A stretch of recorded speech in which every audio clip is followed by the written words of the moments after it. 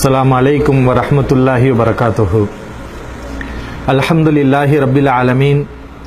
வஸ்ஸலாத்து வஸ்ஸலாமு அலா சய்யிதினா முஹம்மதின் வ அலா ஆலிஹி வ ஸஹ்பிஹி வஸல்லம். எல்லாம் வல்ல அல்லாஹ்வின் நல்லடியார்களே, அன்பான சகோதரர்களே, இன்றைய தினம் ஸ்ரீலங்கா தௌஹீத் ஜமாத்தின் தலைவராக இருந்த சகோதரர் ஃபர்சான் அவர்கள் அந்த ஜமாத்தில் குர்ஆன் ஹதீஸுக்கு முரணான கொள்கை போதிக்கப்படுகிறது என்பதை புரிந்து அது வழிகேடு என்பதை பகிரங்கமாக அறிவித்து அந்த ஜமாத்திலிருந்து வெளிவந்திருக்கிறார். அவருடைய இந்த நடவடிக்கை மார்க்கத்தின் அடிப்படையில் நாம் அனைவரும் வரவேற்க வேண்டிய ஒரு முக்கியமான விஷயம். ஒரு மனிதன் அறியாமையில் வழிகேடான கருத்துக்களை சொல்லி அந்த கொள்கையில் நாம் இருந்திருந்த போது அது அல்லாஹ்வுக்கும் அல்லாஹ்வுடைய தூதருக்கும் மாற்றமான கொள்கை என்று நமக்கு தெரிய வரும்போது இது தவறான கொள்கை என்பதை பகிரங்கமாக அறிவித்து இந்த கொள்கைக்கும் எனக்கும் எல்லளவு கூட இனி சம்பந்தம் இல்லை என்பதை மக்களுக்கு தெரியப்படுத்துவது ஒவ்வொரு கல்வியாளர்கள் மீதும் கடமை. அந்த கடமையை சகோதரர் ஃபர்சான் அவர்கள் செய்திருக்கிறார்கள். அல்லாஹ் ரப்புல் ஆலமீன் அவர்களுக்கு அருள் புரிய வேண்டும். சரியான குர்ஆன் ஹதீஸ் கொள்கையில் அவர்களை அல்லாஹ் நிலைத்திருக்க செய்ய வேண்டும். அவர்களின் மூலமாகவும் குர்ஆனுக்கும் சுன்னாவுக்கும் எதிரான தனி மனித சிந்தனைகளை அல்லாஹ் தவிடுபொடி ஆக்க வேண்டும் என்று நாம் பிரார்த்தனை செய்கிறோம். அன்பான சகோதரர்களே, இந்த சகோதரர் மட்டும் இன்றைக்கு புதிதாக அந்த பாத்திலான கொள்கையிலிருந்து வெளிவரவில்லை. இதற்கு முன்பாக அந்த இயக்கத்தில் இருந்த, படித்த, அவர்களால் பயிற்றுவிக்கப்பட்ட பல்வேறு நபர்கள் வெளிவந்திருக்கிறார்கள். பொருத்தமான உதாரணம் சொல்ல வேண்டுமென்றால் நாமும் கூட அதில் ஒருவர்கள் தான்.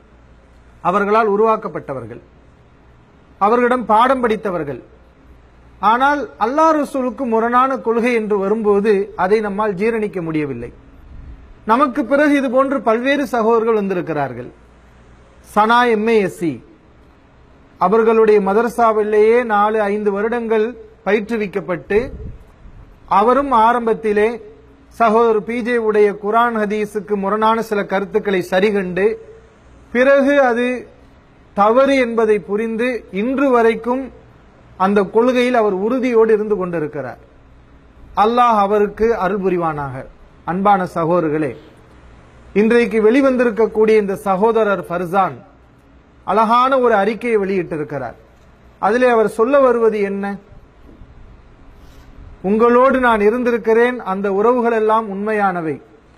எனக்கு நீங்கள் பல்வேறு உதவிகளை செய்திருக்கிறீர்கள். ஆனால் சூனியத்தின் மூலம் அல்லாஹ் நாடினால் பாதிப்பு ஏற்படுமா ஏற்படாதா? இந்த விஷயத்தில் சகோதரர் PJ அவர்கள் கொண்டிருக்கக்கூடிய கொள்கை அப்படியே திருக்குர்ஆனுக்கு நேர் எதிரான கொள்கை. அதன் மூலம் எந்த பாதிப்பும் ஏற்படாது. ஏற்படும் என்று நம்பினால் அல்லாஹ் நாடுவான் என்று அல்லாஹ் சொன்ன பிறகும் இவர் நாடமாட்டான், அதிலே பாதிப்பே இல்லை என்று சொல்லி சரியாக அல்லாஹ்வுடைய சொல்லை நம்பக்கூடிய மக்கள், நபி ஸல்லல்லாஹு அலைஹி அவருடைய ஹதீஸை நம்பக்கூடிய மக்களை எல்லாம் காஃபிர்கள், முஷ்ரிக்குகள் என்று ஃபத்வா கொடுத்து கொண்டிருக்கிறார். இது அது தவறு என்று அவர் பகிரங்கமாக, இது நான் ஆய்வு செய்த வகையில் அது தவறான கருத்து என்று இப்போது எனக்கு தெரிந்து விட்டது. சஹீஹான ஹதீஸ்களை எல்லாம் இவர் பல்வேறு ஹதீஸ்களை மறுத்திருக்கிறார். அந்த நிலைப்பாடும் தவறானது என்பது எனக்கு தெரிந்து விட்டது. எனவே இந்த கொள்கையில் எனக்கு தொடர்பு இல்லை என்று அவர் பகிரங்கமாக அறிவித்திருக்கிறார். அன்பான சகோதரர்களே, இது அல்லாஹ்வுடைய மிகப்பெரிய கிருபை.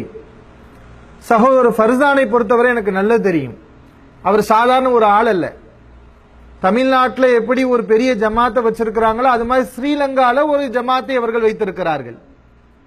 அந்த ஜமாத்துக்கு தான் SLTJ என்று பெயர் வைத்திருக்கிறார்கள். இந்த ஜமாத்துக்கு ஒருவரை தலைவராக கொண்டு வருகிறார்கள் என்றால் சாதாரண மனிதரை கொண்டு வருவார்களா? அஹ்லாக் மோசமான, இல்மு இல்லாத ஒரு மனிதனை கொண்டு வருவாங்களா அந்த ஜமாத்துல? இதையெல்லாம் பார்த்துதான் அவங்க கொண்டு வந்திருக்கிறாங்க. அவர் ஒரு தாய், ஒரு இஸ்லாமிய அழைப்பாளர், அழகா பயான் பேசுறவர், குர்ஆன் ஹதீஸை எடுத்து சொல்லக்கூடியவர், நான் பழகிய வகையில் ஒரு நல்ல அகலாக் உள்ளவர், ஒரு நல்ல மனிதர். அது மாதிரி விவாதங்கள்லாம் போனீங்கன்னா விவாதம் செய்யக்கூடிய அந்த அளவுக்கு ஒரு திறமை உள்ள, கல்வியறி உள்ள, நல்ல அகலாக் உள்ள ஒரு சகோதரர். சொல்ல போனால் சகோதரர் பிஜே அவர்கள் செய்யக்கூடிய குர்ஆன் ஹதீஸுக்கு எதிரான ஃபித்னாவை அறியாமல் அவரும் பிரச்சாரம் செய்தவர்.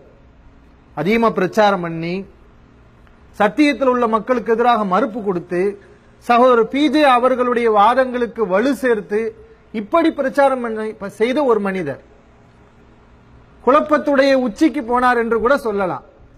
ஆனா உண்மையிலே இவங்க செய்யக்கூடிய இந்த டிஎன்டிஜே செய்யக்கூடிய குழப்பங்கள்லாம் யாருக்கு வழங்கும்னா சாதாரண மக்களுக்கு வழங்காது. யார் அந்த குழப்பத்துடைய உச்சிக்கு போறாங்களோ அவங்களுக்கு தான் அது வழங்கும். நீங்க வெளிவந்த மக்களை எல்லாம் பாருங்க, அவர்கள் எல்லாம் இந்த கொள்கையை பிரச்சாரம் செஞ்சவங்களா இருப்பாங்க. எந்த கொள்கையை? ஹதீஸ் குர்ஆனுக்கு முரண்பட்டா மறுக்கணும், சஹீஹான ஹதீஸா மறுக்கணும், புகார்ல இருந்தா தூக்கி எறியணும், அறிவுக்கு லாஜிக் கொடுத்து அக்லானியத்தை பேசிய நபர்களாக இருப்பாங்க. ஏன்னா அவங்களுக்கு தான் அதனுடைய விபரீதம் தெரியும். அது மாதிரி விவாதங்கள்ல கலந்து கொண்டவங்களா இருப்பாங்க, ஆய்வு செய்யக்கூடியவங்களா இருக்கிறாங்க, திறந்த மனதோட எதையுமே அணுகக்கூடியவங்களா இருக்கிறாங்க. அப்ப எடை போட்டு அவங்களுக்கு தான் பார்ப்பாங்க நம்ம செய்யக்கூடிய காரியம் எப்படி இருக்குது, ஆனா அல்லாஹ்வுடைய வார்த்தைகள் எப்படி இருக்கு, ஹதீஸ்கள் எப்படி இருக்குது. ஏதாவது ஒரு சந்தர்ப்பத்தில் அல்லாஹ் அந்த மாற்றத்தை ஏற்படுத்துவான். ஏதாவது ஒரு சந்தர்ப்பம் தான் அது. அதோட அல்லாஹ் கல்ப மாத்திருவான். மை யஹ்தில்லாஹு ஃபஹுவல் முஹ்தத். அல்லாஹ் யாருக்கு நேர்வழி காட்டுறானா அவன் தான் நேர்வழி பெற்றவன், அவன் தான் நேர்வழி பெற முடியும். நான் சொன்னேன் இல்லையா, சனா எம்ஏசி அந்த சகோதரர் ஒரு மௌலவி, கல்வியை நல்லா படிச்சவர். அவரோட நான் பேசினேன், உள்ளக்க இருக்கும்போது நான் பேசினேன், இந்த விஷயங்கள்லாம் அவர்கிட்ட எடுத்து சொன்னேன். அப்போது அவர் சகோதரர் பிஜேவுடைய வாதத்துக்காக கடுமையான முறையில் என்னை எதிர்த்து பேசினார், பிடிவாதமாக இருந்தார். பல மணி நேரங்கள் பேச்சு நடந்தது.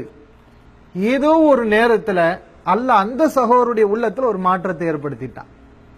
இன்னைக்கு அவருடைய ஊர்ல சும்மா தான் இருக்கிறாரு, இவங்களோடையும் போய் சேரல, ஏதோ அவருடைய சக்திக்கு உட்பட்டு அங்க இருந்து கொண்டு இருக்கிறார்.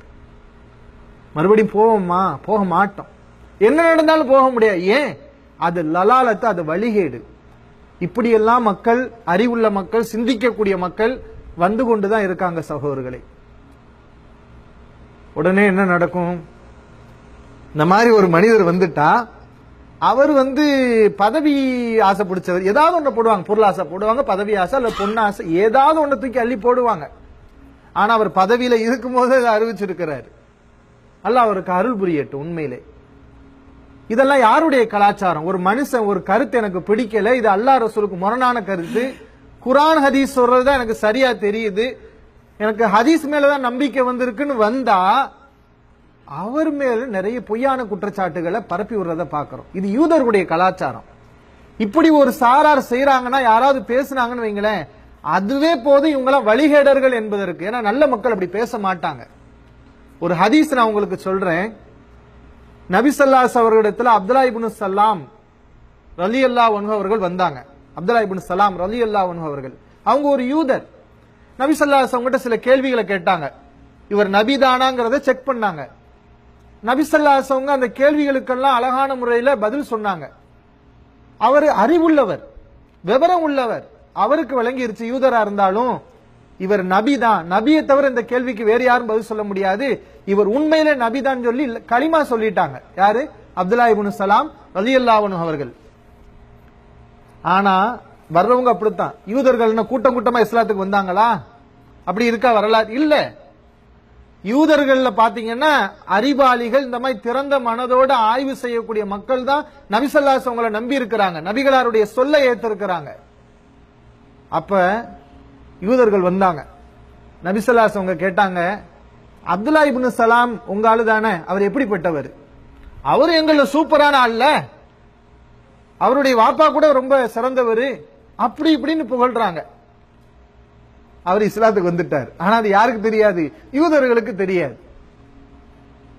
இப்ப அப்துல்லாஹ் இப்னு சலாம் வாங்க, அவர் களிமா சொல்றாங்க, நான் முஹம்மது ஸல்லல்லாஹு அலைஹி வஸல்லம் நம்பிட்டேன் அப்படின்னு சொல்றாங்க. இப்ப அப்துல்லாஹ் இப்னு சலாம் எப்படிப்பட்டவர்னா, இவர் எங்கள்ல மோசமானவர், அப்படிப்பட்டவர், இப்படிப்பட்டவர்னு இப்பதான் சொன்னா நல்லவர், நல்ல மனுஷன் சொல்லி அத சொல்லி இஸ்லாத்தை ஏத்துக்கிட்டாரு, முகமது நபியை நம்பிட்டாருன்னு சொன்னோனையுமே அடுத்த வாயிலிருந்து வந்த வார்த்தை என்ன? அந்த யூதர்கள் வார்த்தை, இவர் மோசமான ஆளு, இவர் கேடு கெட்டவர்னு அந்த சஹாபியை திட்ட ஆரம்பிச்சுட்டாங்க. அப்ப தான் கொள்கையில இருந்தா நல்லவர், அந்த கொள்கை தப்பு, இந்த சித்தாந்தம் தான் சரி, அல்லாஹ் ரசூலுடைய கொள்கை தான் சரின்னு வந்துட்டா அப்ப என்ன செய்யறது? அவங்கள மோசமானவர், இவர் காசுக்காக, சவுதி காசுக்காக மாறிட்டாரு, போயிட்டாரு, பணத்துக்காக ஆயிட்டாரு என்றெல்லாம் பேசுறப்ப இப்பெல்லாம் பேசுங்க. பேச பேசத்தான் நீங்களா யூத கலாச்சாரத்தில் இருக்கிற வழிகேடர்கள், இப்படி பேசக்கூடிய மக்களை நான் சொல்றேன். வழிகேடர்கள் என்பதை மக்கள் புரிவாங்க. பேசாத மக்கள் இருப்பாங்க, நமக்கு எதுக்குப்பா தேவையில்லாம அடுத்தவங்களுடைய இஹ்லாஸ்ல வாய வச்சு நம்முடைய நன்மையை பாழாக்கணும் என்று விலகக்கூடிய மக்கள் இருப்பாங்க. ஆனா என்ன பேசினாலும் ஹக்கு மனசுல பதிஞ்சிருச்சுன்னா எவ்வளவு எதிர்ப்புகள் வந்தாலும் இந்த கல்வியாளர்கள் தயங்க மாட்டாங்க. ஏன்னா நல்ல மக்களுடைய பண்பு அல்லாஹ் சொல்றான், லா யகாஃபூன ஃபில்லாஹி லௌமத்த லாயிம், அல்லாஹ்வுடைய விஷயத்துல பழிப்போருடைய பழி சொல்லுக்கு அவங்க அஞ்ச மாட்டாங்க, எதுக்கும் பயப்பட மாட்டாங்க. அப்ப இது மாதிரியான நிகழ்வுகள்ல இருந்து நான் பொதுமக்களுக்கு நான் ஒன்னு சொல்றேன், நீங்க சிந்திச்சு பாருங்க.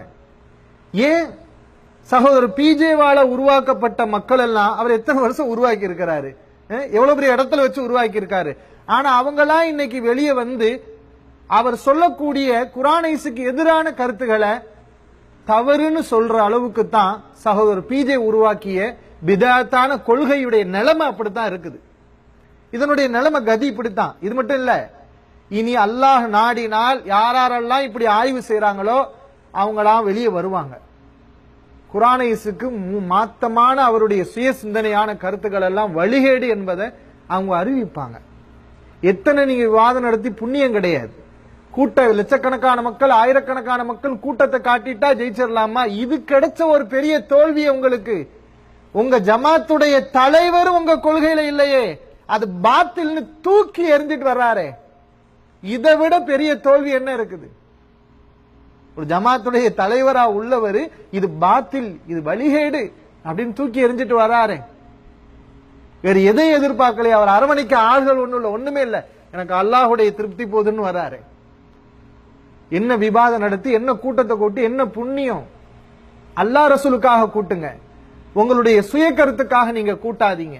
அப்ப சிந்திச்சு பார்க்கணும், என்னடா நீங்க பழகிருப்பீங்க, இந்த ஃபர்சானோட பழகி இருப்பீங்க, அதே மாதிரி வெளிவந்த மக்களோடெல்லாம் நீங்க பழகி இருப்பீங்க, உங்க ஜமாத்துல இருந்த மக்கள் தான். அந்த பழகிய மக்கள்கிட்ட நான் சொல்றேன், பழகாத மக்கள் நிறைய இருப்பீங்க, அவங்களுக்கு உங்களுக்கு தெரியாது.